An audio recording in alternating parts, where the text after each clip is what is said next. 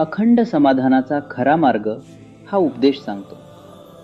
नामस्मरणाशिवाय मनाला शांती नाही, जीवनाला स्थैर्य नाही आणि अंतरी समाधान नाही.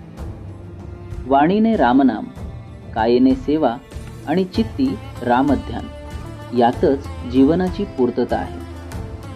जग, देह, मानापमान, लाभहानी ही सर्व नाशवंत आहेत. त्यांच्यात अडकले की अंतरी अशांती वाढते.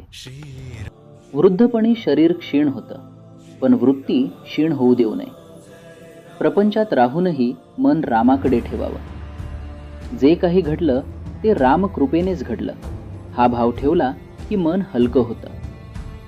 खरं समाधान बाहेर नाही, ते आपल्या वृत्तीत आहे. सर्व करता राम आहे हा भरवसा ठेवला की काळजी उरत नाही.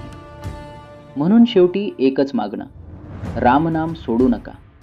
नामात रहा आणि अखंड समाधान मिळवा.